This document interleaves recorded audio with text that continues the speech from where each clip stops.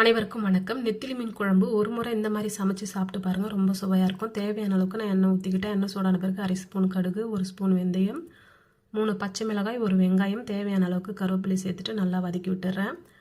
மிக்சியில் 3 வெங்காயத்தை நல்லா மைய அரைச்சி எடுத்துக்கிட்டேன். இப்போ அரைச்சதை இது கூட சேர்த்துக்கிறேன்.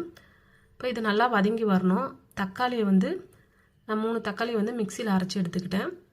இப்போ தக்காளி விழுதியும் சேர்த்துக்கிறேன். 1/2 ஸ்பூன் மஞ்சள் சேர்த்துக்கிறேன். நல்லா வதக்கி விட்டுட்ட பிறகு தேவையான அளவுக்கு கல் உப்பை சேர்த்துக்கிறேன். இப்போ மீன் குழம்புக்கு தேவையான மசாலாவை நான் அரைச்சி எடுத்துக்க போகிறேன். 3 காஞ்சி மிளகாய், 3 காஷ்மீர் மிளகாய், 10 பல்லு பூண்டு, 1/2 ஸ்பூன் அளவுக்கு தனியா, மிளகு, சீரகத்தை அரைச்சி எடுத்துக்கிட்டேன்.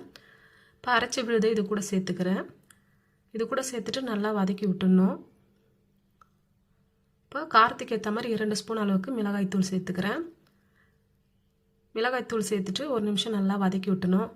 இப்போ ஜாரில் கொஞ்சமாக தண்ணி சேர்த்து அந்த தண்ணி இதில் ஊற்றிக்கிறேன். நான் தேவையான அளவுக்கு புளியை ஊற வச்சு கரைச்சி எடுத்துக்கிட்டேன். இப்போ புளி தண்ணியை சேர்த்துக்கிறேன்.